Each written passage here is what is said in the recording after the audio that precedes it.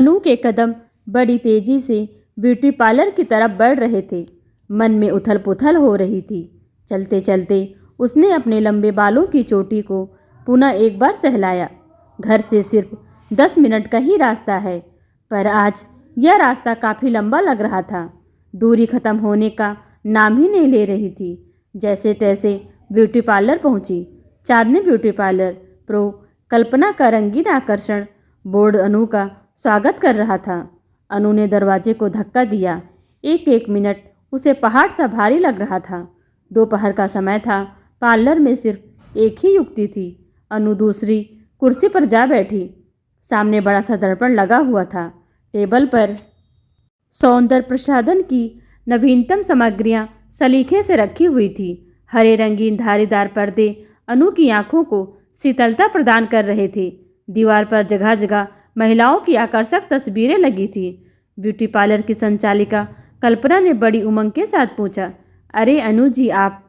अनु कल्पना का सौम्य मदमाता सुंदर चेहरा एकटक देखती रही। अपनी कजरारी आंखें झपकाते हुए अनु खामोशी से मुस्कुरा दी। कल्पना ने महसूस किया कि अनु की मुस्कुराहट के पीछे कई प्रश्न चिन्ह छपे हुए हैं। कल्पना ने कहा, अभी 4 दिन पहले ही तो आपने आईब्रो सेट करवाया था। फिर आज कल्पना जानती थी कि अनु उसकी नियमित कस्टमर हैं, जो प्रतिमा 1-2 बार अपना आईब्रो सेट तथा फेशियल करवाने आती हैं। मगर 4 दिन में अनु का लौट आना कल्पना को समझ में नहीं आ रहा था। अनु ने बगल की दीवार पर नज़र डाली। बॉबकट वाली विदेशी युवती की तस्वीर देखकर अनु की आंखों में क्षण भर को चमक आ गई। उसने अपने लंबे बालों की चोटी को बड़े प्यार से सहलाया। तब तक कल्पना ने मॉडलों के नए हेयर स्टाइल का एल्बम भी अनु के सामने रख दिया। अनु ने बॉबकट वाली विदेशी युवती के चित्र की ओर इशारा किया। आप बॉबकट कटवाएंगी? कल्पना ने आश्चर्य मिश्रित स्वर में पूछा। हाँ, अनु ने संक्षिप्त सा उत्तर दिया। केश राशि कंघों पर लहरा उठी। अनु ने आईने की ओर देखा तथा अपने बालों को बड़े स्नेह से सहलाया। उसने महसूस किया मानो शीतल जल से भरे काले बादल आकाश में उमड़ आए हों। उसने अपनी आंखें बंद कर ली। हाँ, घने बाल सी केश राशि की स्वामिनी है। वह बचपन की स्मृतियाँ उसकी आंखों के सामने नाच उठी। पूरी क्लास में सिर्फ उसी के लंबे बाल थे। माँ भी तो कितने जतन से बालों को धोती थी। एक एक बाल को ध्यान से संवारती थी, कहीं टूट न जाए। आंवला तेल बालों में मांग करके लगाती थी, जिससे तेल बालों की जड़ों तक पहुंच सके। फिर चोटी करके गालों पर प्यार भरा चुंबन देती और मुस्कुराकर कहती, कितनी सुंदर लग रही है अनु, तेरे लंबे बालों को किसी की नज़र न लग जाए। आजकल के बॉबकट हेयर स्टाइल से तौबा, लंबे बाल कितने अच्छे लगते हैं ना। देखना तेरा दूल्हा तुझे कितना चाहेगा। दूल्हा? एक आंख भरी अनु ने। हाँ दूल्हा, आलोक भी कितनी तारीफ करता था। सुहागरात से ही आलोक ने एक आदत सी डाल ली थी। वह सोते वक्त उसके बालों को खोल देता और घुमड़ती केश राशि में अपना चेहरा छुपा लेता। दोनों को इसमें सुकून मिलता। चांद व बादल के बीच लुका छिपी के खेल में अनु का दाम्पत्य जीवन धीरे धीरे आनंदपूर्वक बीतने लगा। आलोक अनु से कहता, अनु तुम्हारी या धनी केश राशि मेरे लिए वरदान है। इसकी छाँव में मुझे इतनी गहरी नींद आती है कि मैं दिन भर की थकान भूल जाता हूँ। माँ की बात। आज अनु को सच महसूस हो रही थी कि नारी के लंबे बालों में पति भूल भुलैया की तरह खो जाता है, दिन भर पत्नी का होकर रह जाता है। मगर इसी केश राशि ने अनु की रात की नींद उड़ा ली, दिन का चैन छीन लिया। चांद को ग्रहण लग गया। अनु देख रही थी कि कुछ दिनों से आलोक के स्वभाव में बदलाव आ गया था। उसे अब अपनी लंबी चोटी काली नागिन सी लगने लगी थी। जब अनु को आलोक के दफ्तर में काम करने वाली नीलिमा ने बताया कि आजकल आलोक जी मिस परेरा के साथ लंच लेते हैं, वह एक साथ घूमते हैं, तो एक पल तो अनु ने नीलिमा की बात पर विश्वास नहीं किया।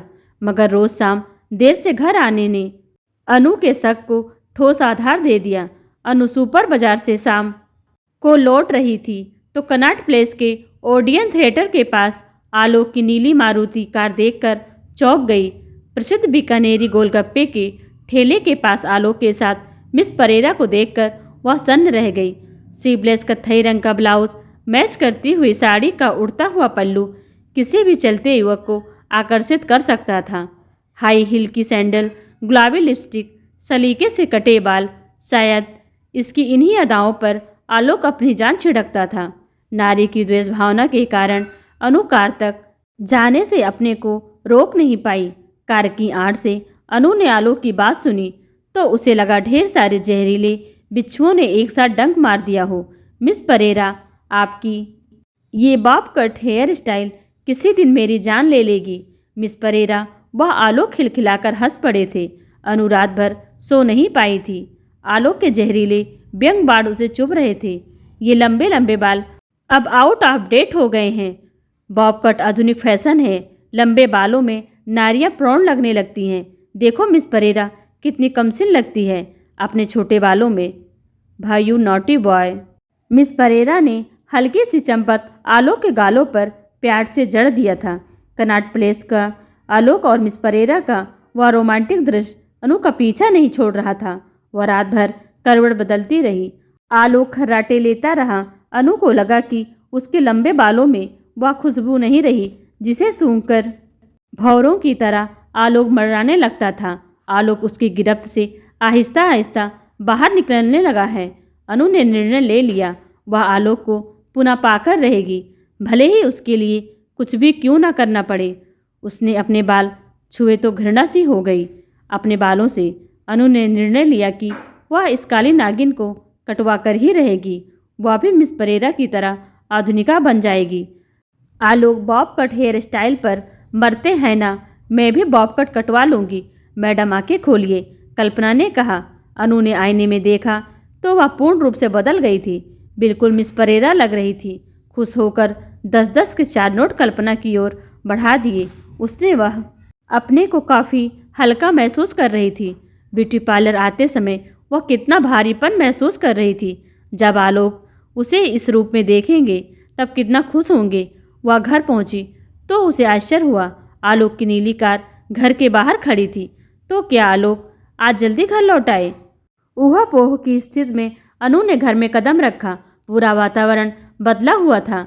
आलोक बच्चों को लेकर खिलखिला रहा था। खुशियाँ बिखरी पड़ी थी। मिठाई के डिब्बे खुले पड़े थे। आलोक खुशी से चिल्ला रहा था, ये रहा तुम्हारी मम्मी के लिए नया नेकलेस, ये रहे बच्चों तुम्हारे खिलौने, ये रहे नए ड्रेस। अब हमारे पास सब कुछ आ जाएगा। बड़ा कॉन्ट्रैक्ट मिल गया है हमें। अनु दोहरी खुशी देखकर फूली नहीं समाई, दौड़कर आलोक के गले लग गई। बधाई हो आलोक। अनु की आवाज़ सुनकर आलोक सकते में आ गया। उसकी खुशी पर गाज गिर पड़ी। ये क्या किया अनु तुमने? अपने बाल क्यों कटवा लिए तुमने? बोलो। आलोक की आवाज़ में उद्विग्नता थी। अनु के पैर के नीचे से धरती खिसक गई। वह फपक फपक कर रो पड़ी और सधे स्वर में कहा, आलोक, मैंने तुम्हारी व मिस परेरा की बातें सुन ली थी। तुम्हें बॉब कट बाल अच्छे लगते हैं ना? लंबे बाल तो फूहड़पन की निशानी होते हैं ना? मैं तुम्हें खोना नहीं चाहती थी, इसलिए मैंने बाल कटवा लिए। आलोक को सारी बात समझ में आ गई। वह सोच रहा था, नारी कितनी संकालु प्रवृत्ति की होती है, कितनी अधीर होती है। तुरंत फुरत बिना सोचे समझे कुछ भी निर्णय ले लेती है। मिस परेरा के साथ घुल मिलकर बात करना, उसके बॉब हेयर कट स्टाइल की प्रशंसा करना इतना महंगा पड़ेगा उसने सोचा भी ना था। वाकई घर बचाने के लिए नारी कोई भी कदम उठा सकती है, कुछ भी कर सकती है। अनु के अपने लंबे बाल कटवाते समय कितनी पीड़ा हो रही होगी, इसका एहसास उसे हो आया था। आलोक ने साहस बटोरते हुए कहा, अनु, मैं तुम्हारे दर्द को समझता हूँ। कोई भी निर्णय लेने के पूर्व तुम्हें उसकी गहराई तक जाना चाहिए था। हम मर्दों की दुनिया में भावनाओं का काफ़ी महत्व होता है। अपने व्यवसाय की प्रगति तथा स्पर्धा के युग में हमें संभल संभल कर कदम उठाने पड़ते हैं। छाती पर पत्थर रखकर समझौते करने पड़ते हैं। मिस परेरा के साथ की घटना भी इसी का एक कड़ी है। तुम तो जानती हो अनु, नारी का रूप सौंदर्य उसकी कमजोरी होती है। मैंने भी मिस परेरा की इसी कमजोरी का फायदा उठाया, उसके बालों की झूठी प्रशंसा की तथा उसके रूप का पुजारी बनकर अपना काम निकाल लिया। वह इतना बड़ा कॉन्ट्रैक्ट पाने में सफल रहा। मेरे मन में अब भी तुम्हारे प्रति उतना ही प्रेम है जितना पहले था। मेरी परेशानी भी इसी कॉन्ट्रैक्ट को पाने के लिए थी। बाहर की हर नारी पुरुष की पत्नी या प्रेमिका नहीं होती। तुमने बस यही मुझे गलत समझा। खैर, भूल जाओ इन सब बातों को। अनु, आज तो तुम मुझे इस रूप में भी प्यारी लग रही हो। लंबे बालों को क्या है, समय के साथ धीरे धीरे बढ़ जाएंगे। पतझड़ के बाद बसंत आता ही है, सावन की घटा छाती ही है। हम इसकी प्रतीक्षा करेंगे। अनु को आलोक की बाहों में सुकून मिल रहा था। उसने चैन की सांस ली।